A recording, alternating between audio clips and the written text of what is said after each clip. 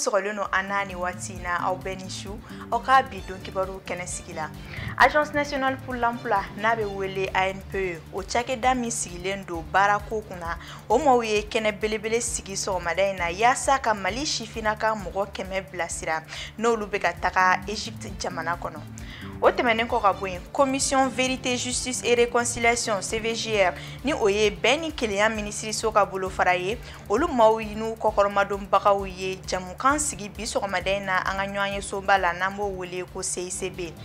Nin ye bi kunnafoniw la fanba ye ni Ala sɔnna ma an bɛna caman ɲini ka fara minnu kan k'o lase aw ma sɔɔni an bɛna walawalali k'aw ye.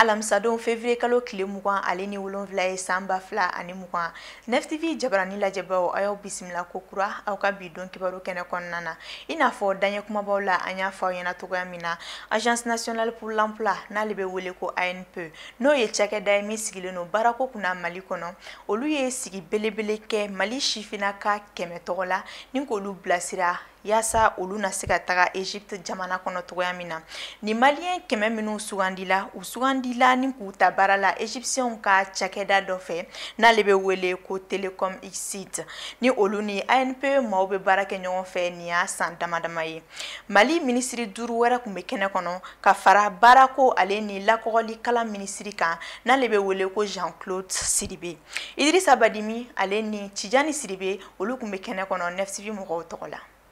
An ka jamana denmisɛnnin 100 minnu garijɛgɛ donna baara la Egypte jamana kan olu bilasirali kɛnɛ ɲɛnamayara kosɛbɛ an ka jamana minisiriso caman kun ka ciden kun bɛ kɛnɛ kan haka ja fo ka taa se maaba caman wɛrɛ ma ninnu bɛɛ lajɛlen nakun ye kana denmisɛnnin ninnu bilasira ni ladilikanw ye walasa n'u taara Egypte jamana kan Mali kunna bɛ se ka wolo cogoya min na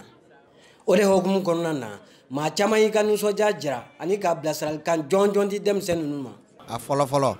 u bɛ taa jamana min kɔnɔ Egypte jamana o ye jamanaba ye jamana kɔrɔba don olu ka da maliyɛnw na k'a fɔ capacité minnu b'an na o capacité u bɛ se k'u jigi da ka baara kɛ o ye kunnawolo fɔlɔ yɛrɛ an dalen min na n'an bɛ nimisa wasa min na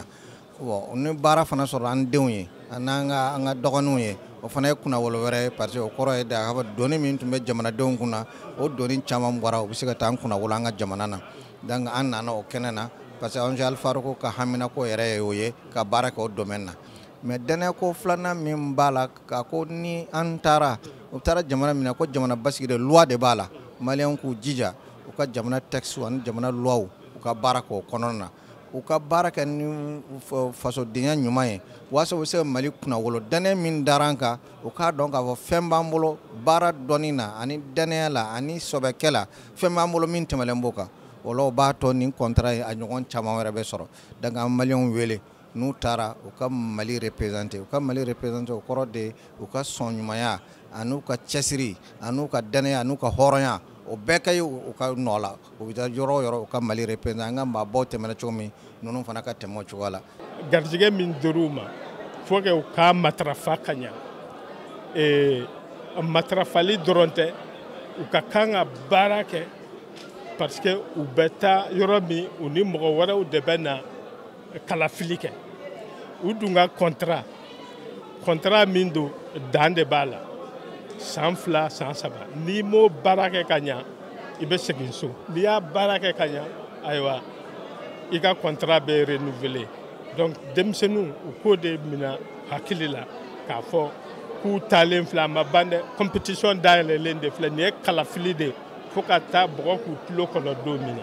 o tɛmɛnen kɔfɛ ka bɔ yen kɛnɛ in denfaya tun bɛ maa min bolo n'o ye Mamadu Sensɛ Kulubali ye ale da sera cakɛda minnu bɛ ka gɛlɛya don baara ɲinini na ka di denmisɛnw ma ale da sera o ma min fana y'a to u taara parce que secteur privé min bɛ an fɛ yan an ka secteur ne yɛrɛ bɛ min ɲɛmɔgɔya la fɛn caman bɛ yen a ma dafa fɛn caman bɛ yen a bɛ bin an kan fɛn caman bɛ yen gouvernement baarakɛla dɔw bɛ yen k'a daminɛ douane impôt trésor affaires économiques u bɛ bingani min kɛ entreprises kan o de bɛ kɛ sababu ye anw tɛ se ka denmisɛnninw k'u don baara la an ka entreprises u nagasilen don an ka entreprises tɛ se ka yiriwa tant que uma protection do entreprise la tant que entreprise ma se k'u yɛrɛ sɔrɔ ka investissement kɛ parce que investissement de bɛ baara créer ni investissement tɛ kɛ fa bɛɛ bɛ kɛ yurugu sira kan an tɛ se ka mɔgɔ si embaucher. Bamananw ko n'i ko nisɔndiyabaatɔ k'i ka tasuma fiyɛ n'a nunji m'a fa daji b'a fa minnu garijɛgɛ donna nin baara in na olu ka kuma lasela bɛ ɲɛfɔli k'an ye. N kɔntannen don nisɔndiya bɛ n kan parce que nin bɛɛ ye baara de ye ani kalan ni mɔgɔ ma kalan ni fɛn t'i kunkolo la a ma nɔgɔ concours ni interview mɔgɔw caman sigilen ni fɛn t'i kunkolo la i bɛ paniquer a ma nɔgɔ kalan dɔrɔn de don ani kodɔn. An ka jamana minisiri min ɲɛsinnen don baarako ma n'ale ye Jean-Claude Sidibe ye ale da sera denmisɛnw sugandira sira min fɛ walasa u bɛ se ka taa nin baara in kɛ cogoya min na ale da sera o ma. Sariya sira ye mun ye fo ka tɛmɛ affaires étrangères fɛ ka tɛmɛ Malien de l'extérieur fɛ ka tɛmɛ Mali ministère du travail fɛ ani ka tɛmɛ Mali ministère de la sécurité fɛ o bɛɛ de kɛra o la ANP sɔrɔla ka denmisɛnnin 100 ɲɔgɔn sélectionner minnu ka tagali bɛna latigɛ nin kalo tile 28 ka taa Égypte jamana kan ka taa baara kɛ. Contrat minnu don a contrat durée dɔnnen don u bɛ taa baara kɛ u bɛ sɔrɔ ka segin u faso la. A ka kumaw kɔnɔna na k'an ka jamanadenw ka taa tunga fɛ ni sira jɛlen ye k'o de kanunen don bari sabu ko sira dɔw bɛ yen olu bɛ maa bɔnɛ ani na. Mali yɛrɛ ye jamana min ye an bɛ voyage fɛ mais ka taa ni sariya ye a bɛ fɔ o ma immigration régulière o de ka di an ye i ka taa ka sɔrɔ contrat b'i bolo o de ka d'an ye an t'a fɛ mɔgɔ si ka bɔ Mali la ka taa jamana wɛrɛ la k'i bɛ taa baara kɛ ka sɔrɔ contrat t'i bolo ni zeni na contrat 100 de signé na a bɛɛ visera affaires étrangères fɛ a bɛɛ visera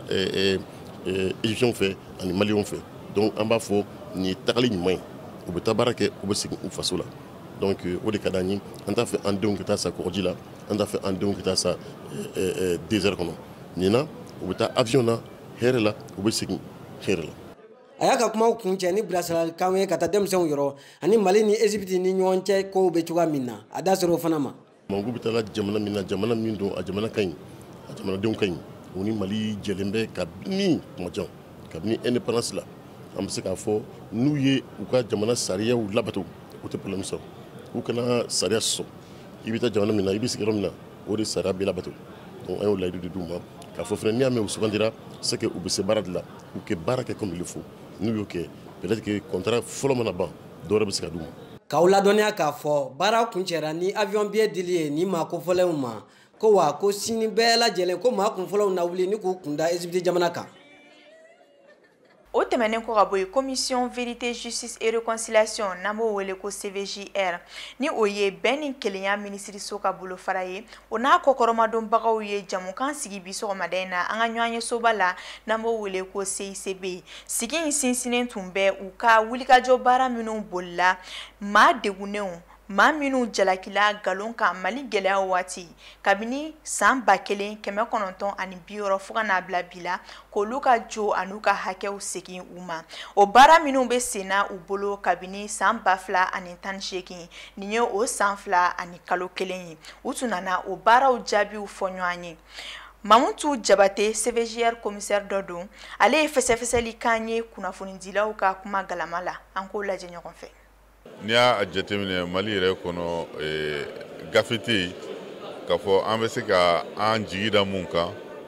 mun bɛ mɔgɔ ɲangataliw ka hakɛ lasegili baara kɛ donc comme commission vérité ye jɛkulu ye baarada ye mun ni mɔgɔ ɲangataliw bɛ baara kɛ ɲɔgɔn fɛ u bɛ t'u ka hakɛ sɔrɔ cogoya min na ani ɲangata selu ma kun y'a to ɲangata selu ma n'an bɛ se k'o dɔn k'o fɔ ɲɛna donc an ka baara ɲɛsilen bɛ o fɛnsuguw de ma donc o de y'an bila ka gafe in dilan donc gafe in n y'a fɔ depuis 2018 an b'a baara la donc ani mɔgɔ ɲangataliw y'a baara kɛ ɲɔgɔn fɛ ani a fɔ minnu ma ko société civile an n'olu fana y'a baara kɛ ɲɔgɔn fɛ ani administration an y'o baara kɛ ɲɔgɔn fɛ ani jɛkulu minnu n'u ka baara ɲɛsilen don mɔgɔ ka hakɛ ma n'an b'a fɔ o ma association des droits de l'homme donc an n'olu fana ye baara kɛ ɲɔgɔn fɛ an kɔni ye Mali fan bɛɛ kɛ donc n'an ye baara kɛ n'an sera niveau dɔ ma an bɛ jɔ an bɛ mɔgɔ dɔ ɲangatalenw wele minnu sen donna baara la an b'olu fana wele k'a fɔ an ye baara kɛ an bɛ nin niveau la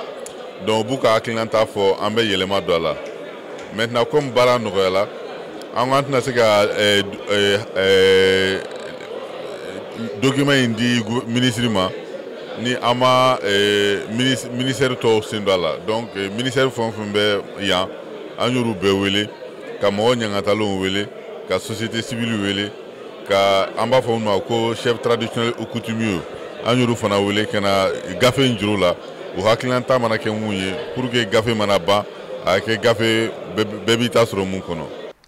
Sisan kɔni tungarakɛw ka gafe belebele kɔnɔna na sɔgɔmada in na n'o bɛnna février kalo tile 27 ma u ka baaradaw la cakɛda min n'ale sigilen don Mali tungarakɛw ka koɲɛw ma olu ye kunnafoni di jɛrɛ kɛ yaasa k'u ka san 2019 baara jaabiw fɛsɛfɛsɛ ni k'o lase jamana kɔnɔden bɛɛ ma a jirala k'a fɔ ko maa 8,000 olu de seginna ka na u faso la muso 256 ka fara denmisɛnnin 400 ani 22 kan olu le sɔrɔla tungaranke seginnen ninnu cɛma Aminata Daɲɔ Anne-Marie Yvonne ale ni u ka jatala Tijani Siribe olu tun b'a kɛnɛ kɔnɔ.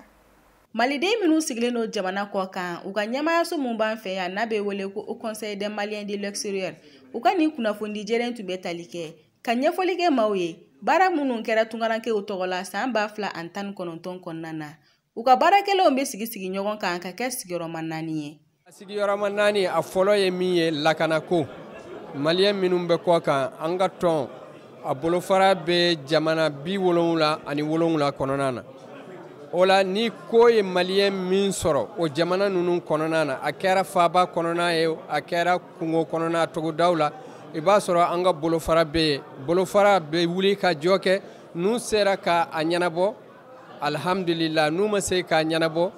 u b'o dama kasi consulat ni ambassadew la ou bien jamana yɛrɛ ɲɛmɔgɔw minnu bɛ a yɔrɔ kɔnɔna na pour que solution ka sɔrɔ a la n'a sɔrɔ solution ma sɔrɔ nin bɛɛ lajɛlen na a bɛ lase Mali gouvernement ma o de ye baara kun fɔlɔ ye a baara kun filanan ye min ye an kelen tɛ baara kɛ ani mɔgɔ minnu bɛ baara kɛ ɲɔgɔn fɛ o ye Mali gouvernement ye fɔlɔ ani société civile tɔn minnu bɛ yen an'u bɛ baara kɛ ɲɔgɔn fɛ politiki min bɛ yen n'a bɛ wele ko PONAM politique nationale de migration a bolofaraw ka ca ni baara bɛ ka kan ka kɛ yɔrɔ min na an bɛ se ka sɔrɔ o baara ninnu kɔnɔna na n'a kɛra tɔnsigi ye an bɛ tungarankew ka hakilina lase ou bien ka tungarankew ka jɔrɔ lase o y'a fan filanan ye n'o ye politique nationale de migration ye a sabanan ye min ye o ye maliyɛn minnu bɔra kɔ kan ka na u yɛrɛ ma ka sɔrɔ ala y'u garijɛgɛ fɛn dɔ la u b'a fɛ ka baara kɛ jamana kɔnɔ n'u nana ni gɛlɛya min b'u bolo an b'u dɛmɛ pour que o gɛlɛya in ka se ka wuli ou bien u taara kɔ kan ka na mais u seginna segicogo wɛrɛ la ka sɔrɔ u sago tɛ u gɛnna ka na n'u gɛnna ka na a bɛ se ka kɛ foyi t'u bolo ni foyi t'u bolo dɛmɛ bɛ se ka se cogo di pour que u seginna ka na cogo min na a ka se ka kɛ lafiya ye u ka se ka dɛmɛ pour que u ka se ka ko dɔ kɛ jamana kɔnɔ min b'u bali ka segin cogo jugu la o kɔrɔ tɛ ko an bɛ tungatali bali an t'o bali tungatali nafa caman de b'a la jamana yɛrɛ ye nafa caman sɔrɔ a la n'o tɛmɛna ka bɔ yen a naaninan ye min ye gouvernement kɔfɛ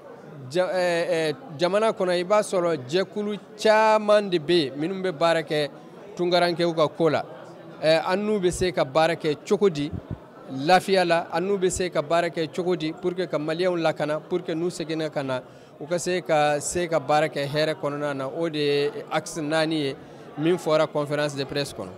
Maliden minnu y'a laɲini ka segin so Haut Conseil des Maliens de l'extérieur ka bolo kan olu bɛ taa u jɔ fo maa 7,566 bɔɲɔnko la denmisɛnnin fitinin minnu bɛ u cɛma olu bɛ taa u jɔ fo 426 la ani muso 256 bɔɲɔnko. minnu seginna ka na a ka ca an tɛ se k'a bɛɛ lajɛlen dɔn mais an ye minnu kɔlɔsi minnu sera anw fɛ yan an ka siège la yan 7,000 ani maa 500 ani damadamadenw olu de seginna ka na ni san tɛmɛnen in na 2019 7500 et quelques. Au Conseil des Maliens de l'extérieur maaw ka fɔ la maliden minnu sigilen don jamana kɔ kan u ye miliyari caman de ladon jamana kɔnɔ san 2019 kɔnɔna la. San 2018 miliyari 500 ani miliyari 38 o de donna jamana kono tungarankew ka sababu la mais nin sayna 2019 an hakili la ne y'a sarada 100 i b'a sɔrɔ 10% ba sanfɛ mais comme a résultat ma bɔ fɔlɔ an bɛ se k'a fɔ dɔrɔn a bɛ caya ni miliyari 538 a bɛ caya n'o ye. U y'a yira k'a fɔ k'an bɛ don min na i ko bi maliden minnu sigilen don jamana kɔ kan ko coronavirus banakisɛ ma ye u kelen-kelenna si la. Bibi in na bana in bɛ jamana caman na a ka ca ni jamana 70 ye a bɛ yɔrɔ min na mais a warala yɔrɔ min na ka caya o ye Chine de. Chine an ka maa minnu bɛ maa 80 ɲɔgɔn de bɛ Chine. Dɔw ye kalankɛlaw ye dɔw ye jagokɛlaw ye. Alhamdulillah an bɛ se k'a fɔ bibi in na maliyɛn foyi tɛ Chine bana sera mɔgɔ min ma an bɛ Ala tanu mais an k'a dɔn k'a fɔ Chine dɔrɔn tɛ Italie yɛrɛ bibi in na bana in a warala a commencera ka wara ye mɔgɔ min bɛ infectelen Chine ye Italie ye a ka ca ni maa 200 ye. Alhamdulillah a bɛ yɔrɔ min na maliyɛn fana ka ca ye n'o ye Lombardie ani yɔrɔ tɔ ninnu na mais hali sɔgɔma in na an n'u kumana ani an ka bolofara min bɛ Italie an n'u kumana maliyɛn ma sɔrɔ min bana bɛ mɔgɔ min na mais halisa an b'a f'u ye u ka janto u yɛrɛ la u kana taa jama ma yɔrɔ la ayiwa fɔli gansan in ani ɲɔgɔn sumusumu in u ko bɛɛ lajɛlen dabila bana kunbɛn o ka fisa ni bana furakɛli ye. Kumakuncɛ la Au Conseil des Maliens de l'extérieur ka baarakɛlenw dɔ ye kɛnyɛrɛye cakɛdaw dayɛlɛnni ye i n'a fɔ imprimerie burudilanyɔrɔw suguw fo ka taa se kɛnyɛrɛye cakɛda PAM ma ani misiri camanw jɔli. Ni kunnafoni de bɛ an nata Idrissa Badjimi ale ka sɔrɔlenw la Mali kɔkan kibaruyaw la an ka ɲɛmada u fɛ. An bɛ bi kɔkana kibaruyaw daminɛ Moritani jamana kan an b'aw ladɔnniya k'a fɔ G5 Sahel jamana 5 ɲɛmaaw ka ɲɔgɔn ye tako 6nan baaraw kuncɛra kunu Moritanikaw fɛ yen nɔ an b'aw ladɔnniya k'a fɔ baara in kuncɛra ni Moritani jamana ɲɛmaa Mohamed Ould Ghazouani sugandili la ni ka G5 Sahel ɲɛmaaya kalifa a la an b'aw ladɔnniya k'a fɔ u ka baara fanba bolila lakanako kan ni ka kɛɲɛ ni nin waati laban in binkani wale cayali ye jamana 3 kɔnɔna na Burkina, Niger fo ka taa se Mali ma. O de hukumu kɔnɔna na G5 Sahel jamana ɲɛmaaw ko ka dɔnsen falen ni fɛɛrɛ kuraw bolodali ye jatigɛwale kɛbaw kɛlɛli la. Minnu kɔnɔna na an bɛ taa RDC jamana kɔnɔna na an b'aw ladɔnniya k'a fɔ tɔncɛnikɛlaw de donna ni jamana kɔfɔlen in na kɛrɛnkɛrɛnnenya la u ka marabolo tilebiyan fan fɛ jamanadenw jɔrɔlen don kosɛbɛ nin ko in na ka da kan tɔn donna jamana minnu kɔnɔ ka kɔn Kongo jamana ɲɛ u ye tiɲɛni caman de kɛ o yɔrɔ kɔfɔlenw na n'o dɔ ye Kenya, Ethiopie, Illettré, Djibouti, Somalie, Soudan, Tanzanie fo ka taa se Uganda ma. An bɛ bi kɔkana kibaruyaw kuncɛ ni Laginɛ Conakry ye taama min kun bolo dalen don CEDEAO maaw fɛ Laginɛ jamana kɔnɔna na a bɔra a dɔgɔkɔrɔ u tun ye jamana ɲɛmaa damadɔ sugandi walasa u ni Laginɛ faama ka sigi ka kuma kɛ gɛlɛya minnu bɛ Laginɛ jamana kɔnɔna na u se ka kolosuma cogoya min na nka kunnafoni laban y'a jira k'a fɔ ko CEDEAO maaw ye nin taama in bɔ a dɔgɔkɔrɔ ko ka da kan Laginɛ jamana ɲɛmaa n'o ye Alpha Condé ye k'a ma sɔn ka ni maa kofɔlenw bisimila Laginɛ jamana kan k'aw ladɔnniya k'a fɔ ɲɔgɔnye in kun bolo dalen don sini juma février kalo tile 28. Ayiwa aw garisigɛ donna min na NFTV jabarani barakɛla bɛɛ ka bolo di ɲɔgɔnma kɔnɔna na o de tun ye nin ye ni Ala sɔnna ma sini ni waati kelen in na an bɛna aw ladɔnniya ko kura Ala k'an bɔ su la.